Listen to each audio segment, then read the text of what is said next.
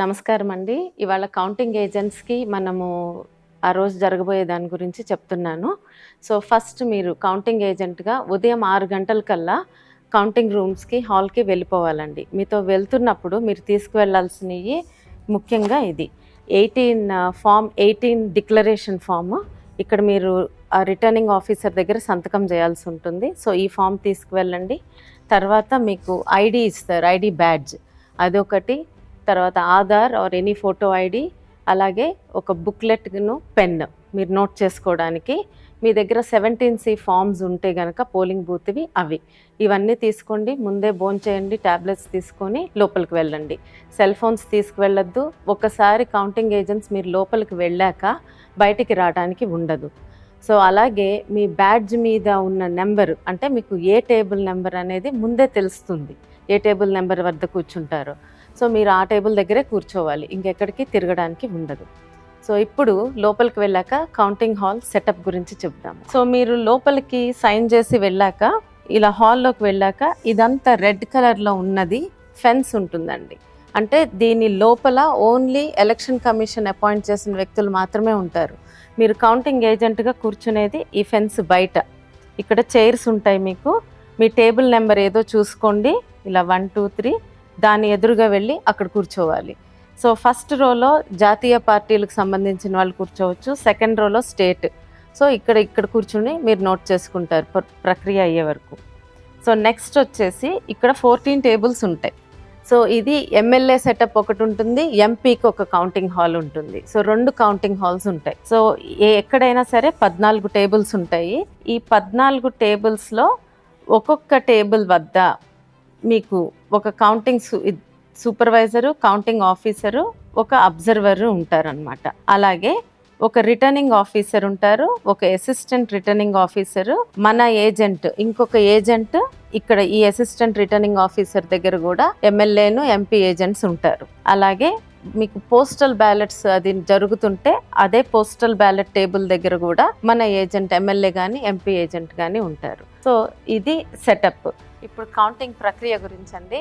So మొదట counting అనేది postal బ్యాలెట్స్తో మొదలవుతుంది.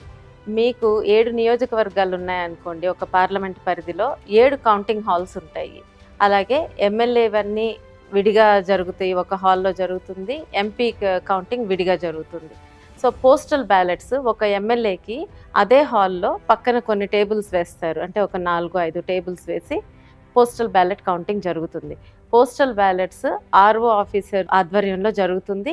అలాగే మన ఏజెంట్స్ కూడా ఉంటారు అక్కడ. సో అది ఒక మొదలుపెట్టిన అరగంటకి 30 నిమిషాల తర్వాత ఈవీఎం మెషిన్ కౌంటింగ్లు స్టార్ట్ అవుతుంది. సో ఇప్పుడు ఆ ఈవీఎం మెషిన్ కౌంటింగ్ ఎలా ఉంటుందో చూద్దాము. ఎంపీకేమో విడిగా ఇంకొక రూమ్లో పోస్టల్ బ్యాలెట్ కౌంటింగ్ జరుగుతూ ఉంటుంది. అక్కడ కూడా ఆర్ఓ అధికారిను, మన ఏజెంట్స్ ఉంటారు. సో ఇప్పుడు ఈవీఎం కౌంటింగ్ ఎలా జరుగుతుందో చూద్దాం. సో మీకు ముందుగానే మీ టేబుల్ నెంబర్ ఏదో మీకు తెలుసు కదా. సో ఆ టేబుల్ దగ్గరికి వెళ్ళి మీరు ఫెన్స్ బయట కూర్చొని ఉంటారు. ఇక్కడ సెటప్ ఇలా ఉంటుంది. ఇదిగోండి టేబుల్, ఉదాహరణకి టేబుల్ 1. ఈ టేబుల్ 1కి పోలింగ్ బూత్ 1 నుంచి 1వ కంట్రోల్ యూనిట్ వస్తుంది ఫస్ట్. ఇది ముందుగానే నిర్ధారించబడి ఉంటుంది, ఏ పోలింగ్ బూత్స్ నుంచి వస్తాయి టేబుల్ 1కి అనేది. సో అలాగే ఇప్పుడు టేబుల్ 2 ఉందనుకోండి, పోలింగ్ బూత్ 2 నుంచి కంట్రోల్ యూనిట్ 1 వస్తుంది. అలాగే టేబుల్ 14 అయితే పోలింగ్ బూత్ 14 నుంచి కంట్రోల్ యూనిట్ 1 వస్తుంది. సో ఈ ప్రక్రియలో జరుగుతుంది. ఇది ముందే నిర్ధారించి ఉంటుంది. ఇక్కడ 2 కౌంటింగ్ సూపర్వైజర్లు ఉంటారు, ఒక అబ్జర్వర్ ఉంటారు. ఈ కంట్రోల్ యూనిట్ ఏదొచ్చినా ఒక ఈఎంవి మెషిన్కి కూడా కనెక్ట్ చేసి ఉంచుతారు. సో ఇప్పుడు మీకు ఇలాంటి సూట్ కేసులో మీకు కంట్రోల్ యూనిట్ తీసుకొస్తారు. తీసుకొచ్చినప్పుడు మీరు ఫస్ట్ చూసుకోవాల్సింది సీల్స్. ఈ సీలు కరెక్ట్గా ఉందా. తర్వాత ఇది ఓపెన్ చేస్తారు. ఓపెన్ చేశాక కంట్రోల్ యూనిట్ బయటకు తీస్తారు. అడ్రస్ సీల్ చూసుకోండి సరిగ్గా ఉందో లేదో. ఆ తర్వాత పేపర్ సీల్ సరిగ్గా ఉందో లేదో చూడండి. తర్వాత ఈ పేపర్ సీల్ కట్ చేసి ఓపెన్ చేస్తారు. ఓపెన్ చేసినాక ఇక్కడ మనకి గ్రీన్ సీల్ ఉంటుంది. ఈ గ్రీన్ సీల్ ముఖ్యమైనది. ఈ గ్రీన్ సీల్ కరెక్ట్గా ఉండాలి. ఇది కనుక బ్రేక్ అయి ఉంటే మీరు వెంటనే రిటర్నింగ్ అధికారికి, ఆర్ఓకి తెలియజేయండి. సో ఆ గ్రీన్ సీల్ కూడా కరెక్ట్గానే ఉందనుకోండి, అప్పుడు మీకు మెషిన్ ఆన్ చేస్తారు. మెషిన్ ఆన్ చేశాక రిజల్ట్ బటన్ నొక్కే ముందు మీకు ఈ సూట్ కేసు ఉంది కదా, దానిలో 17C బయటికి తీస్తారు. బయటికి తీసి మీకు క్లియర్గా ఇక్కడ చదువుతారు. ఇది తీసినప్పుడు మీ దగ్గర కూడా 17C ఫామ్ ఉండాలి, మీరు పోలింగ్ డేట్ నుంచి తెచ్చుకున్నది. అది లేకపోతే మీకున్న పేపర్లో ఆ ఇన్ఫర్మేషన్ ఉంటే గనక మీరు దాన్ని సరిచూసుకోండి. ఇక్కడ ముఖ్యంగా పోలింగ్ బూత్ నెంబర్ చదువుతారు, అది చూసుకోండి. ఆ తర్వాత నెక్స్ట్ కంట్రోల్ యూనిట్ నెంబర్ చదువుతారు, అది కూడా మీతో సరిగ్గా ఉందో లేదో చెక్ చేసుకోండి మీ దగ్గర ఉన్న 17Cలో. తర్వాత టోటల్ ఓట్స్, అంటే ఆ బూత్లో టోటల్ ఓట్స్ ఎన్నైనాయో చూపిస్తారు, ఆ నెంబర్ కూడా మీరు నోట్ చేసుకోండి. ఫస్ట్ ఇవి మీరు చేయాల్సింది. తర్వాత ఈ గ్రీన్ సీల్ సరిగ్గానే ఉంది అనుకున్నాక ఈ బటన్ నొక్కుతారనమాట. ఈ బటన్ నొక్కగానే మీకు రిజల్ట్స్ కనిపించడం మొదలవుతాయి. సో రిజల్ట్స్ వస్తున్నప్పుడు ఫస్ట్ మీకు పోలింగ్ తేదీ కనిపిస్తుంది, నోట్ చేసుకోండి. తర్వాత టోటల్ నెంబర్ ఆఫ్ ఓట్స్ కనిపిస్తాయి. ఆ టోటల్ నెంబర్ ఆఫ్ ఓట్స్ మనకి ఇప్పుడు ఈ 17Cలో మీరు ముందు చూసుకున్నారు కదా, ఆ ఓట్స్ నెంబర్ కరెక్ట్ టాలీ అవ్వాలి.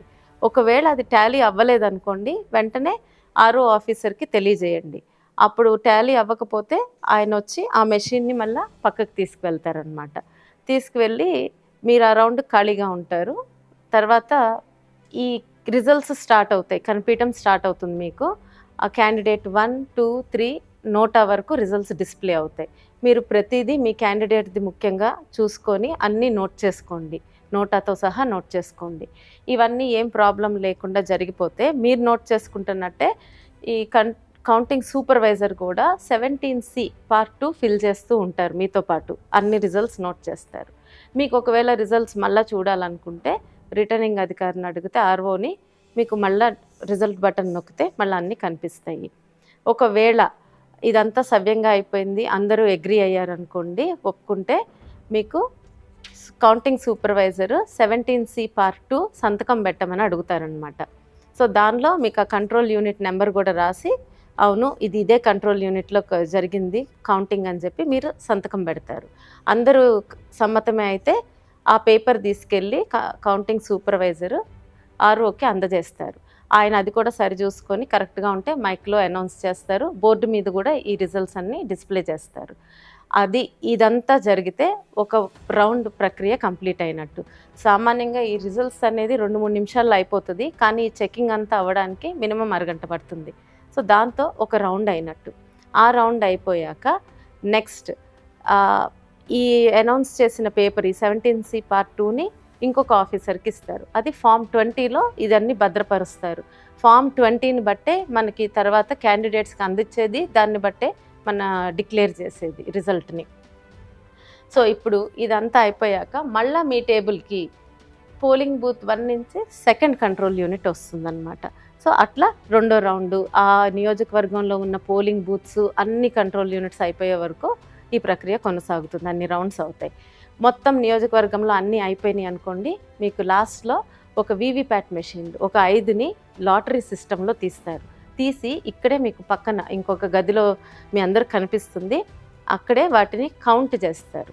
ఆ పేపర్ స్లిప్స్ అన్నీ కౌంట్ చేస్తారు. అవి దానికి సంబంధించిన కంట్రోల్ యూనిట్లో నెంబరు సరిగ్గా ఉందనుకోండి, దాంతో కౌంటింగ్ ప్రక్రియ కరెక్ట్గానే ఉందని నిర్ధారిస్తారు. సో ఇప్పుడు ఏమేమి సమస్యలు రావచ్చు, ఒకవేళ మీకు ఈ కంట్రోల్ యూనిట్స్ తెచ్చినప్పుడు సీల్స్ సరిగ్గా లేకపోయినా, ఏ సీల్ లేకపోయినా రిటర్నింగ్ అధికారికి ఆర్ఓకి తెలియజేయండి.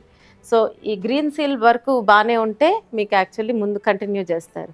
ఒకవేళ గ్రీన్ సీల్ బ్రేక్ అయి ఉందనుకోండి, ఆర్ఓకి తెలియజేయండి. ఆయన అది తీసుకువెళ్ళి కంట్రోల్ యూనిట్ తీసుకువెళ్ళి దానికి సంబంధించిన వీవీప్యాట్ మెషిన్ని తెప్పిస్తారు. అదంతా ఈ కౌంటింగ్ అయిపోయాక చేస్తారు. లాస్ట్లో తెప్పించి దానిలో స్లిప్స్ కౌంట్ చేసుకుంటారు. తర్వాత ఇది ఆన్ అవ్వలేదు, మీరు ఆన్ బటన్ నొక్కినా కూడా కంట్రోల్ యూనిట్ ఆన్ అవ్వలేదు, ఆర్ఓకి తెలియజేయండి. ఆయన బ్యాటరీ తీసుకొచ్చి పెడితే అది ఆన్ అయితే కౌంటింగ్ కంటిన్యూ అవుతుంది.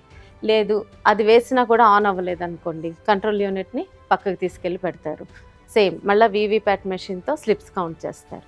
రెండవది, మీకు టోటల్ ఓట్స్ 17C ఫామ్ మీద టోటల్ ఓట్స్ కౌంటింగ్ కంట్రోల్ యూనిట్లో టోటల్ ఓట్స్ తేడా ఉందనుకోండి, అంటే ఎక్కువ ఉన్నాయనుకోండి కంట్రోల్ యూనిట్లో, అంటే మాక్ రిజల్ట్స్ ఏమన్నా ఇరేజ్ చేసి ఉండకపోవచ్చు.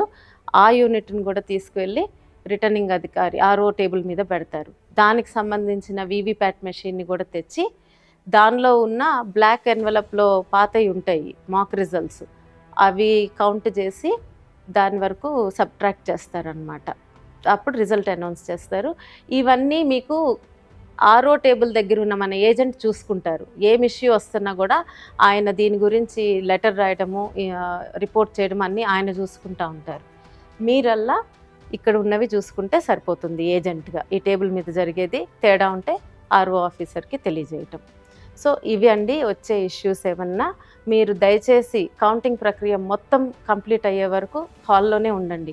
పొరపాటున మనకి మెజారిటీ వస్తుందనో ఇంకేదన్నా విషయమనో వదిలేసి బయటికి రావద్దు. మీకు ఇంకా ఏదన్నా డౌట్స్ ఉన్నాయనుకోండి, మీరు ఎలక్షన్ కమిషన్ ఆఫ్ ఇండియా ఇచ్చిన హ్యాండ్ బుక్లో చూసుకొని రిఫర్ చేసుకోండి, లేదా మీ సీనియర్స్ని ఎవరైనా అడిగి తెలుసుకోండి.